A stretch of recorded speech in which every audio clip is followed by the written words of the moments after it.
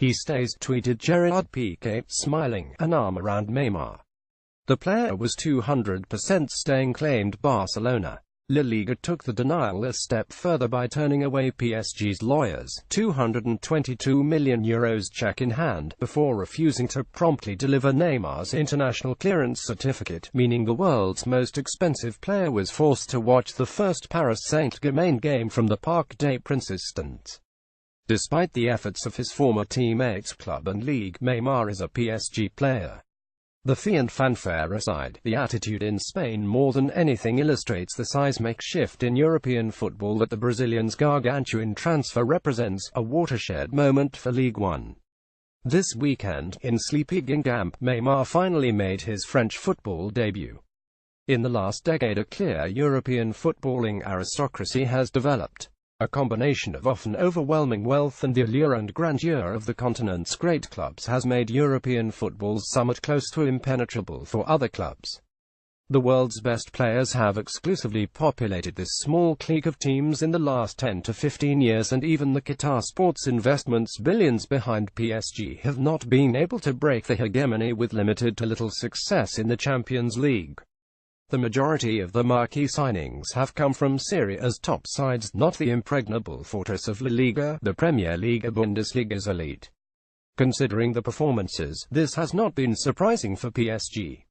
For much of the modern era, French domestic football has not been taken as seriously as the rest of the traditional top 5 leagues, and with good reason. French teams have continually underachieved and limply exited European competitions, and no side is more prone to a continental collapse than PSG. The Paris club are the self-anointed breakers of that established order, with the aim of dragging Ligue 1 back to the forefront of Europe's footballing consciousness. Up until now, they have failed. The Neymar-inspired 61 drubbing at the Camp Nou last season amounted to utter humiliation and thoroughly eradicated any hope engendered by the 41st leg win, while the drab exit from the Champions League at Manchester City a year earlier surpassed the Barcelona whirlwind in frustration and disappointment. The Champions League last 8 is all QSI's quasi-galactic money-throwing policy has been able to produce.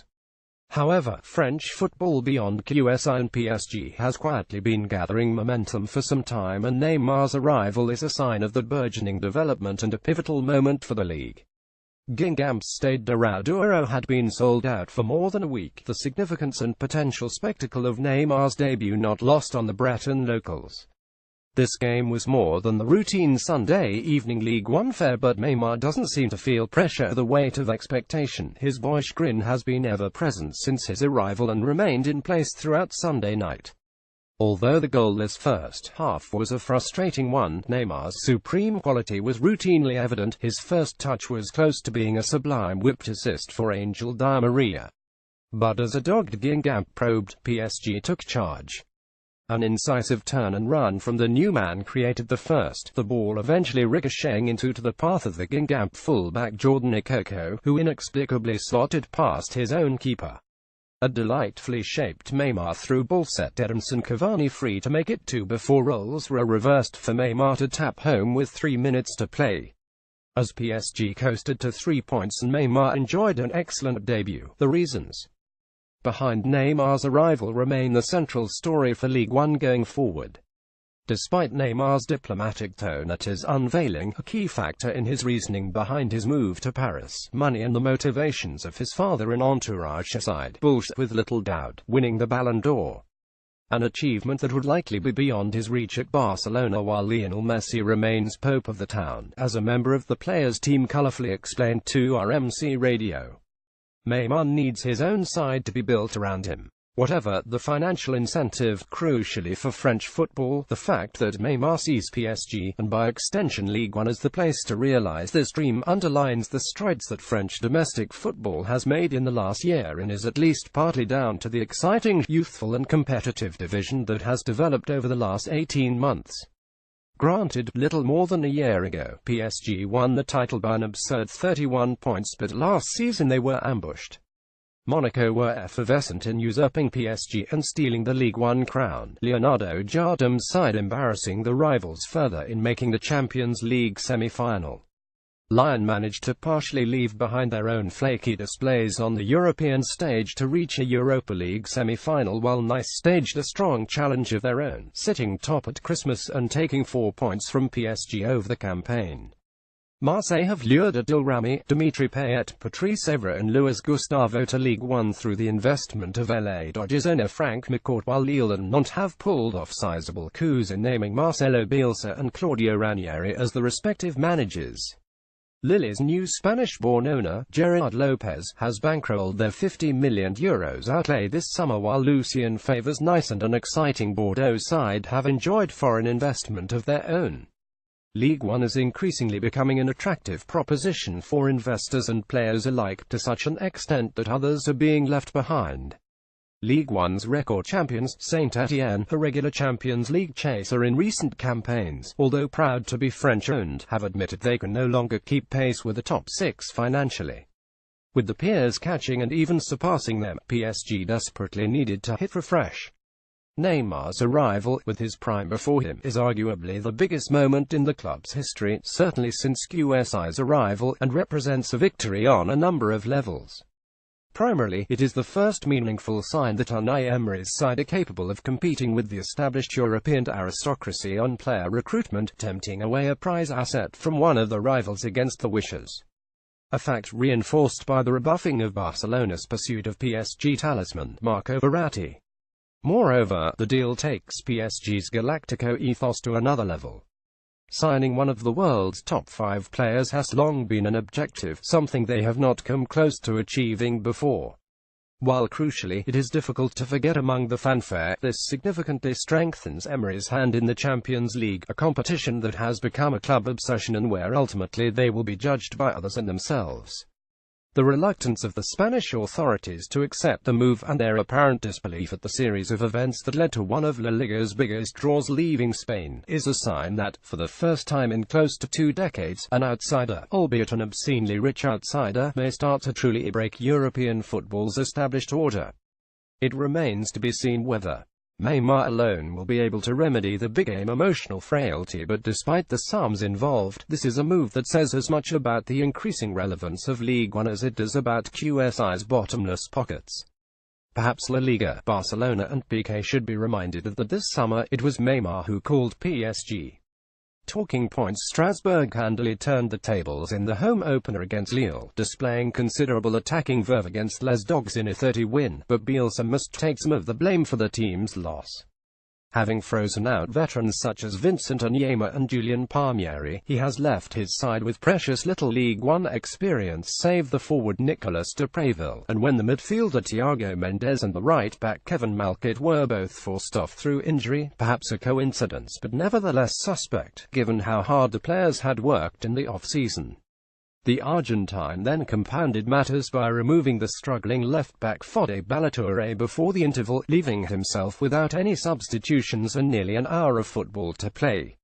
It is arguable, after the bright cameo by the reserve Romanic Koume, whether Ballatore should have started, but Bielsa, never one for sentiment, resolved to make the switch, a dangerous gambit against a Strasbourg side who looked emboldened by the vociferous home support.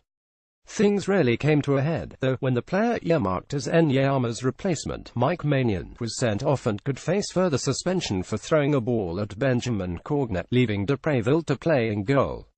Bielsa has done wonders in the past with young squads, but his most recent successes have been buoyed by veterans in key roles: André Pierre-Gignac, Alexis Romeo and Steve Mandanda at Marseille, Andoni Iraola, Guy Scatoquero, Gorka Arezos at Athletic Club. His hegemonic nature is unlikely to change, but that could leave Lille in a situation no better than last season, especially with Oscar Garcia having Saint-Étienne purring.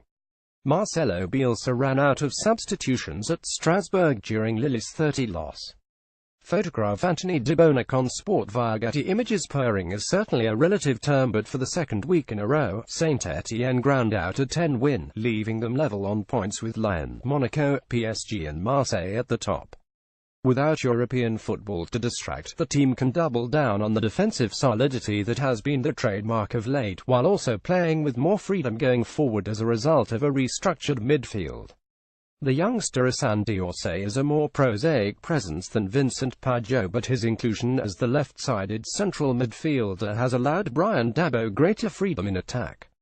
Dabo was dynamism embodied at Montpellier, but his first season resulted in him clashing with Christophe Galtier and being dropped for Jordan Verretou and Henry Saiva. His season ended with less than 700 minutes played in the league, making him one of the season's biggest transfer flops.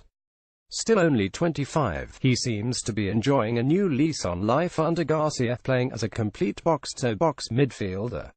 A consistent source of goals will still be a problem for Les Verts, but with Dabo and a similarly back-in-favour Oussama Tanani closer to the best, there is no reason to think this run can't continue, even if a trip to Paris in 2 weeks' time looms. Monaco were also at the bullish best against Dijon, winning 41 on the road, with set-pieces again being key. Jemisin's overhead kick was the pick of the bunch, but Radamel Falcao's hat-trick shouldn't be ignored either. Kylian Mbappé will generate the transfer rumors and attention, but the Colombian was good for just a shade over a goal every 90 minutes in the league last season, no mean feat in a team with so many weapons.